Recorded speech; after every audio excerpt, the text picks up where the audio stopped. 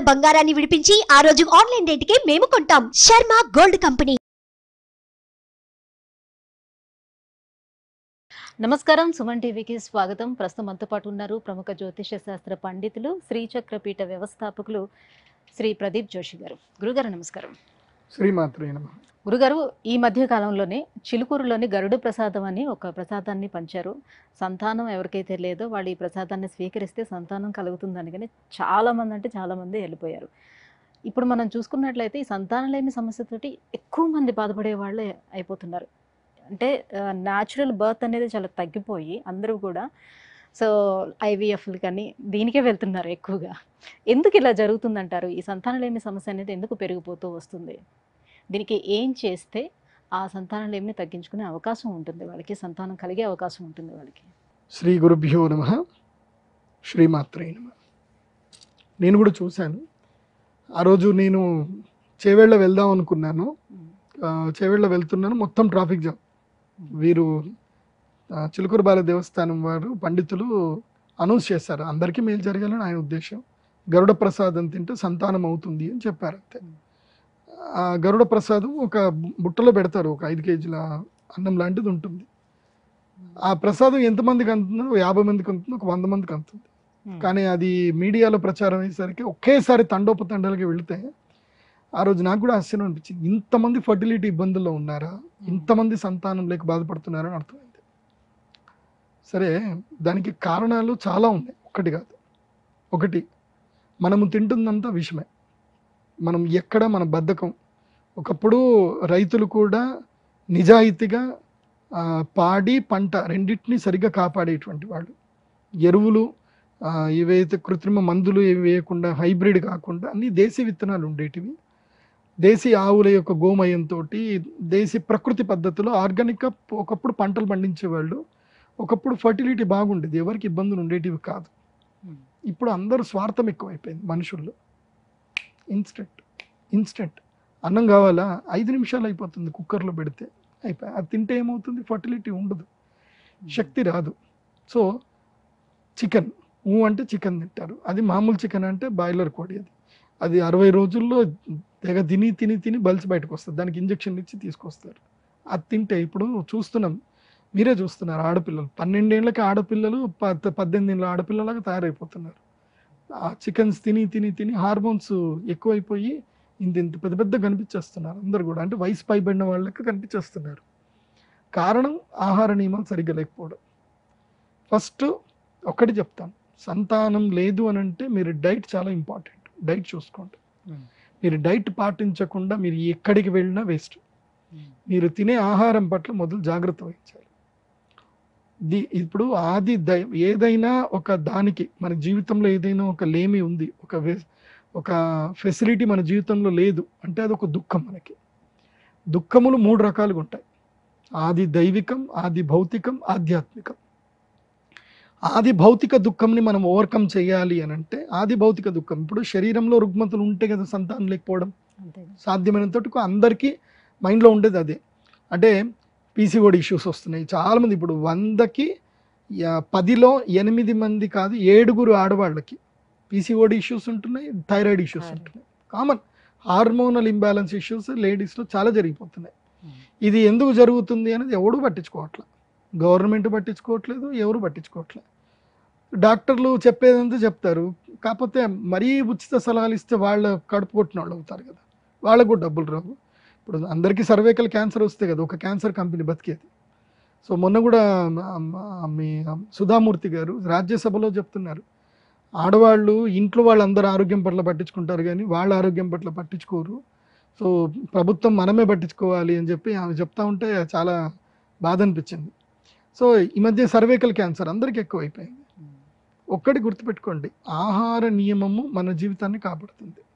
ఆహారం ఫస్ట్, తిండి ఆహారం సరిగ్గా చూసుకోవాలి. తర్వాత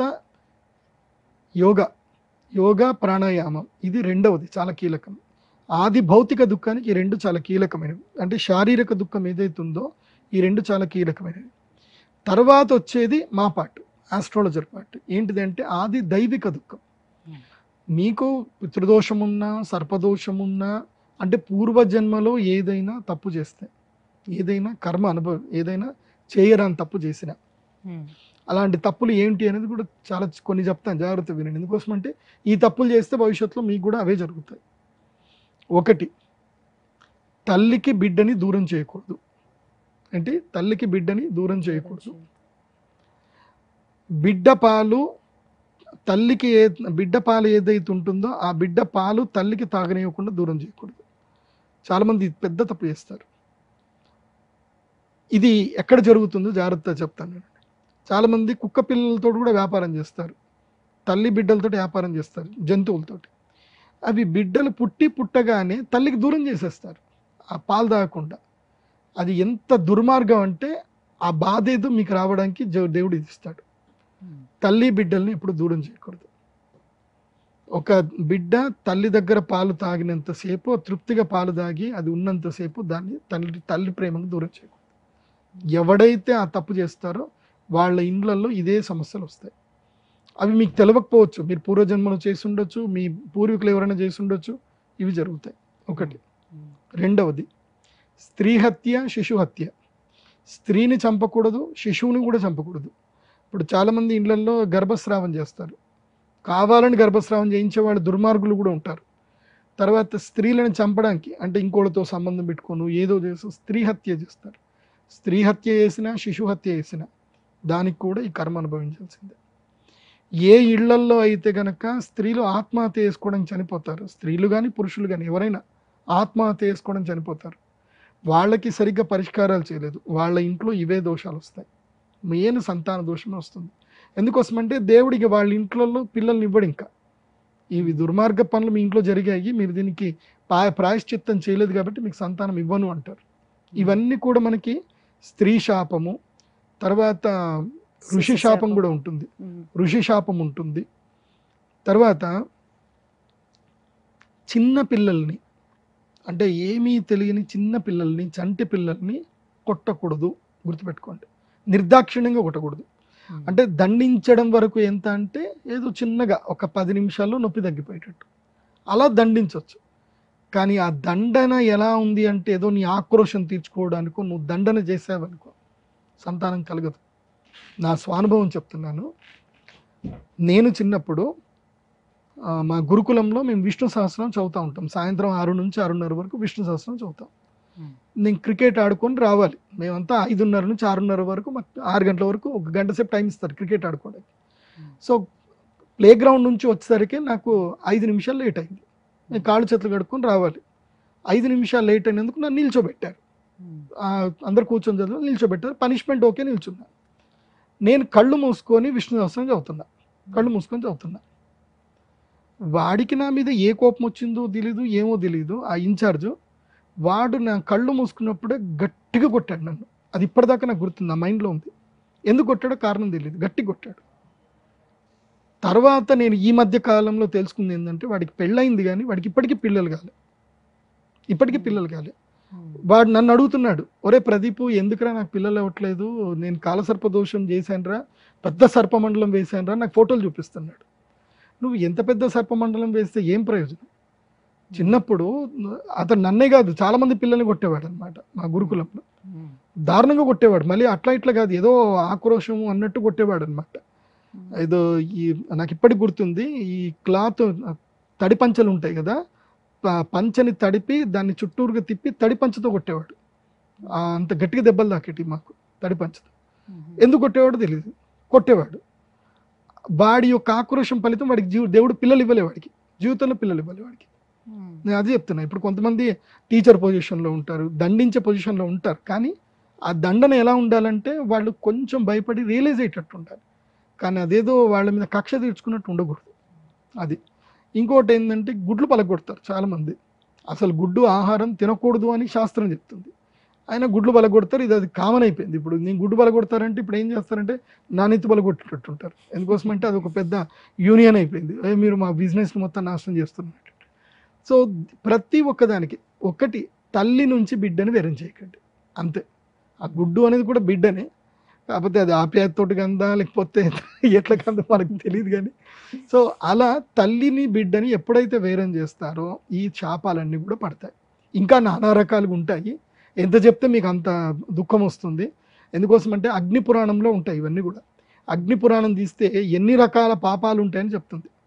అందుకే మాకు సంధ్యావందనం చెప్తారు, రాత్రిస్తదవలంపతు అహస్తదవలంపతు అని చెప్పి, అంటే సంధ్యావందనం చేసేటప్పుడు నేను రాత్రి నుంచి పొద్దున వరకు ఏమైనా తప్పులు చేసినా నన్ను సూర్య భగవానుడు క్షమించునుగాక, పొద్దున్న నుంచి రాత్రి వరకు చేసిన తప్పులు సూర్య భగవానుడు క్షమించునుగాక అని ఉదయ సంధ్య సాయంత్రం సంధ్యలో తప్పకుండా సంధ్యావందనంలో ప్రాయశ్చిత్తం కోరుకోవాలి.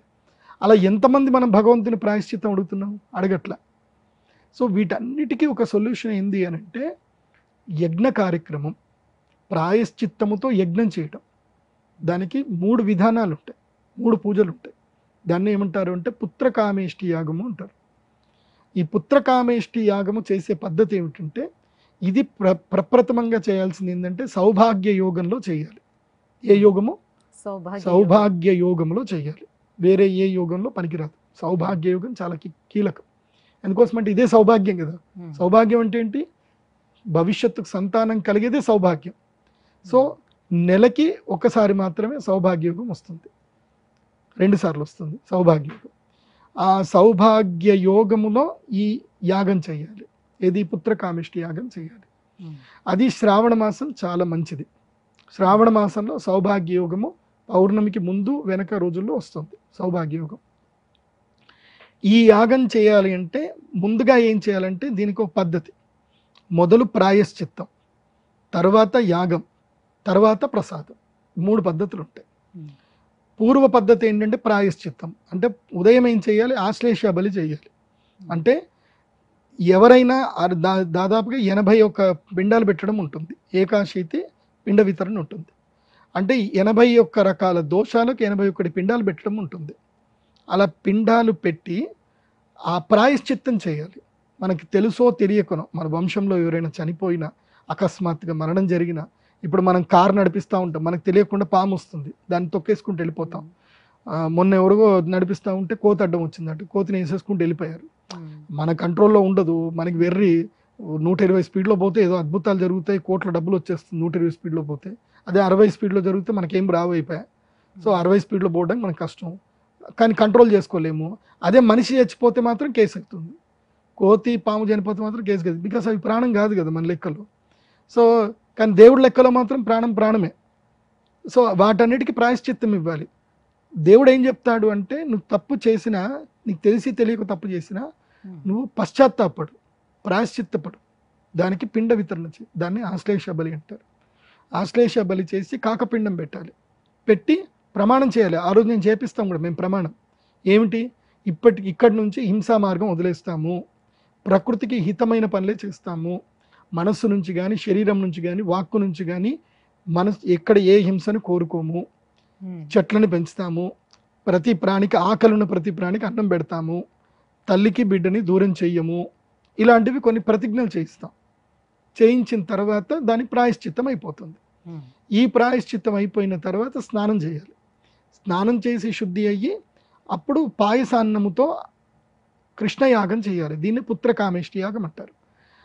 పాలు, తర్వాత ఆవు నెయ్యి, తర్వాత ఇంకా జీడిపప్పు, ఇతరమైనటువంటి ధాన్యములతో అన్నముతో కలిపి చేసినటువంటి తీపి అన్నం, బెల్లం అన్నం ఉంటుంది.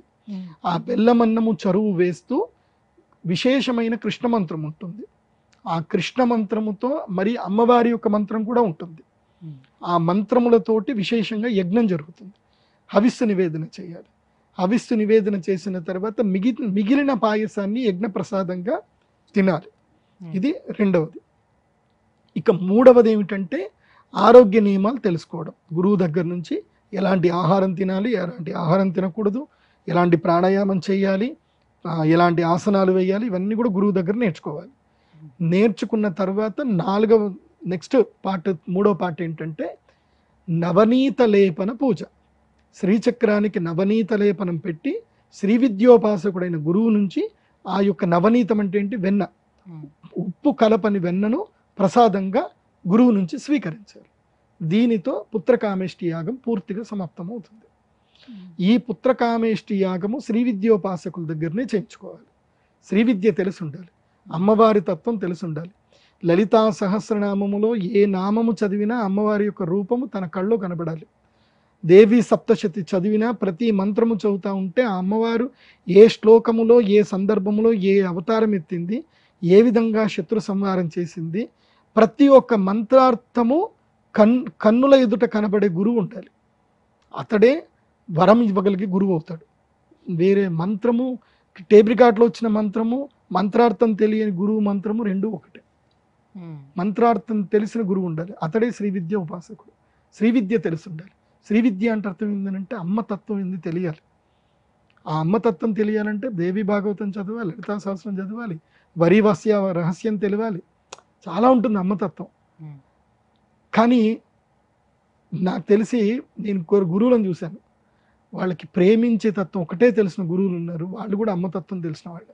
ఎందుకోసం అంటే అమ్మతత్వం ఏంటి? ఇవ్వడం, ప్రేమించడం. అలాంటి గురువులు కూడా నేను చూశాను. నేను వాళ్ళకి మంత్రాలు రావు, ఏం రావు, కానీ వాళ్ళు ఇచ్చిన అన్నీ కూడా సిద్ధి జరిగాయి. అలాంటి గురువులు కూడా నేను చూశాను. అందులోపల మా నాన్నగారు పెద్ద శాస్త్రాలు ఏం నేర్చుకోలేదు, కానీ ఆయన చేతిలో ఎవరెవరికి ప్రసాదం ఇచ్చారో అందరికీ మేలు జరిగింది. ఆయన చేతిలో ఎంతమంది పెళ్ళిళ్ళు చేసుకున్నారో అంతమందికి పిల్లలు కలిగారు, అంతమంది బాగున్నారు. కాబట్టి నేను అనేది ఏంటంటే గురువు చాలా ముఖ్యమైనటువంటి వాడు.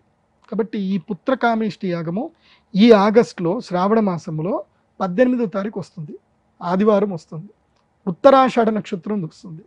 ఆ రోజు ఇంకొక అద్భుతం తెలుసా? ఇది భవిష్యత్తు మొదలే చెప్తున్నాను, చూడండి.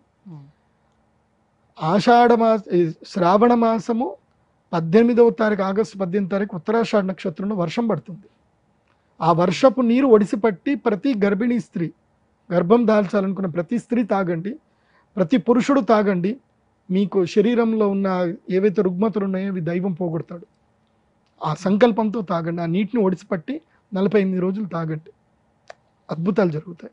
ఉత్తరాషాఢ నక్షత్రం సౌభాగ్యయుగంలో వర్షం ఖచ్చితంగా పడుతుంది. డేట్ రాసుకోండి, ఇది ఆగస్టు 18వ తారీఖు ఖచ్చితంగా వర్షం పడుతుంది. మీరు ఒకవేళ ఈ పుత్రకామేష్టి యాగము చేయలేకపోయినా కనీసం ఆ వర్షం నీళ్ళు ఒడిసిపట్టైనా సరే తాగండి. కుంభాలు పట్టుకోండి, కనీసం ఒక 25 లీటర్లు అయినా పట్టి పెట్టుకోండి. రోజుకు ఒక 100 గ్రాములు 100 ml తాగినా చాలు. 108 రోజులు ఆ నీళ్లు తాగండి. ఆరోగ్య శరీరంలో రుగ్మతలు పోతాయి. కానీ నేను చెప్తున్నా కదా, ఈ వీడియో నేను చెప్పింది ఏంది, 3 దుఃఖాలకు చెప్పాను. ఆది దైవికం, ఆది భౌతికం, ఆధ్యాత్మికం. ఎందుకోసం అంటే గురువుగారు మీకు అన్నీ చెప్తారు, ఆహార నియమాలు చెప్తారు, యోగా చెప్తారు. ఏంటంటే ఇది మానసిక ఉల్లాసం కోసం, మానసిక విజ్ఞానం కూడా కావాలి. నీ మనసు కూడా ప్రిపేర్ అయ్యి ఉండాలి. నీ మనసు ప్రిపేర్ అయ్యి లేదు అంటే దేవుడు నీకు ఇవ్వడు. మనస్సు కూడా ప్రిపేర్ అవుతేనే శరీరం ప్రిపేర్ అవుతుంది. మనస్సు ప్రిపేర్ అవ్వలేదు అనుకోండి, శరీరం ప్రిపేర్ అవ్వదు. ఇప్పుడు నీ మనసు కాంక్షించట్లేదు ఒక స్త్రీని, అలాంటి స్త్రీతో నువ్వు సంతానం సరిగ్గా పొందలేవు. నువ్వు జరుగుతుంది. నీ మనసు కాంక్షించాలి. మనసు కాంక్షించినప్పుడే నీకు సంతానం, ఆ హార్మోన్ సరిగ్గా రిలీజ్ అవుతుంది, అలాంటి చక్కని సంతానం వస్తుంది. నేను ఎంతోమంది చూసా, ఇష్టం లేని పిల్లలు కానీ ఆ ఏడ్చుకుంటూనే పుడతారు. ఇష్టం లేకుండా కొంతమంది పిల్లలు అంటారు, ఏదో బలవంతం కొద్దికి అత్తమామల కోసమో, తల్లిదండ్రుల కోసమో, మొగుడు కోసమో ఇష్టం లేకుండా అంటారు. వాళ్ళు జీవితాంతం ఏడిపిస్తారు. వాళ్ళు ఇష్టం లేకుండా 9 నెలలు అంటారు కదా, వాళ్ళు 9 ఏళ్ళు ఏడిపిస్తారు వీళ్ళని. ఏడుపుకొట్టు పిల్లలే ఉంటారు వాళ్ళు. అది యద్భావం తద్భవతి. నువ్వు నీ గర్భం దాల్చినప్పుడు నువ్వు ఏ భావంతో పిల్లాన్ని కన్నావో అదే భావంతో పిల్లవాడిని నేను ప్రేమిస్తాడు. గురుగారు, ఈ పుత్రకామేష్టి యాగం అనేది మీ సన్నిధిలో జరుగుతుందా? మీరు జరిపిస్తారా? మా అమ్మవారు శ్రీ శ్రీ శ్రీ లలితా త్రిపుర సుందరిదేవి అమ్మవారు కోరిన వారికి కొంకు బంగారం. ఆమె తప్పకుండా అందరికీ వరాలు ఇస్తుంది. ఇప్పటికీ చాలా మందికి మేలు జరిగింది. ఆ అమ్మ సన్నిధిలోనే ఆగస్టు 18వ తారీఖు ఉదయం 6 గంటల నుంచి రాత్రి 10 గంటల వరకు ఈ పుత్రకామేష్టి యాగం ఉంటుంది. ఎవరికైనా మీకు చేయించుకోవాలనుకుంటే అందరు రండి. కేవలం నవనీత ప్రసాదం కావాలి అనుకున్నా ఫ్రీగా ఇస్తాను. అందరికీ నవనీత ప్రసాదం ఫ్రీగా ఇస్తాను, అందరు కూడా రావచ్చు. కాకపోతే కొంచెం దూరం ఉంటుంది. మా అమ్మవారి గుడి ఎక్కడో నిజామాబాద్లో ఉంటుంది, హైదరాబాద్కి ఎక్కడో ఉండే దూరంలో ఉంటే. సో మీరందరూ కూడా వచ్చి ఫ్రీగా అయితే ప్రసాదం తీసుకోవచ్చు. కానీ యజ్ఞం చేయాలనుకునే వాళ్ళు మాత్రం టెంపుల్కి డొనేషన్ ఇవ్వాలి. సో ఎవరైనా ఒకవేళ చేయించుకోవాలనుకుంటే కింద స్క్రోల్ అవుతున్న నెంబర్కి ఒకసారి కాల్ చేసి గురువుగారిని కాంటాక్ట్ అయ్యి సో పుత్రకామేష్టి యాగానికి ఎన్రోల్ చేసుకోవచ్చు అనమాట. ఇంకోటి కూడా, పుత్రకామేష్టి యాగానికి ఎవరు పడితే వాళ్ళు ఆ రోజు సడన్గా వస్తా అంటే అలో చేయం. ముందుగానే వాళ్ళ జాతకం చూపించుకోవాలి, రిపోర్ట్ చూపించుకోవాలి. ఎందుకోసం అంటే ఇది అన్నిట్లా కాదు, అందరిగా వచ్చేసేయండి పూజలు చేసుకోండి జరిగిపోతుంది కాదు. దీన్ని ఎగ్జామినేషన్ చేయాలి, వాళ్ళ జాతకం ఎగ్జామినేషన్ చేయాలి. వాళ్ళ జాతకంలో ఏం దోషం ఉంది, యోగం ఉందా లేదా. సో నేను అబ్జర్వేషన్ చేసి దానికి తగ్గట్టుగా ప్రిపరేషన్ చేపిస్తాం. అలా చేస్తేనే రావాలి, లేకపోతే రాకూడదు. ఇది ఒక సిస్టమ్, పద్ధతి ఉంటుంది. ఎందుకోసమంటే ఇది తప్పకుండా జరగవలసింది కదా. రిజల్ట్ ఓరియంటెడ్గా మేము చేస్తాం కాబట్టి నీకు రిజల్ట్ వస్తుందా లేదా, నీ జీవితంలో ఆ యోగం ఉందా లేదా, అండ్ నీకు పశ్చాత్తాప గుణం ఉందా లేదా అని ఫస్ట్ నేను చూస్తాను. నీకు పశ్చాత్తాప గుణం లేదు, డబ్బు మదం ఉంది, నేను రానివ్వను. ఎందుకోసమంటే డబ్బు ఇచ్చినంత మాత్రాన దైవం అనుగ్రహం ఇవ్వదు. నీకు చెప్పాను కదా, ఆశ్లేష బలిలో ప్రాయశ్చిత్తం ఉంటుంది. నీకు ఆ ప్రాయశ్చిత్త గుణం ఉండాలి, సంతానం కావాలన్న ఆతృత ఉండాలి, డబ్బు మదం ఉండకూడదు. ఆ ఉంటేనే నేను అలో చేస్తాను, లేకపోతే అలో చేయను. ఆగస్టులో జరిపిస్తారా? ఆగస్టు 18వ తారీఖున. ఇంకా సమయం ఉంది కాబట్టి ఈ లోపే వచ్చి చూపించుకోవచ్చు, జాతకాలు చూపించుకొని మొదట. అందరు ఫోన్లలో మాట్లాడుకోవచ్చు. ఫోన్లలోనే అందరితో వీడియోలో మాట్లాడి ఎస్ మీకు యోగం ఉంది మీరు రండి అంటే రావాలి, లేకపోతే రావద్దు. గురుగారు, పుత్రకామేష్టి యాగం ఎందుకు చేయాలి, ఎలా చేసుకోవాలి, ఈ విషయాలను తెలియజేసినందుకు ధన్యవాదాలండి.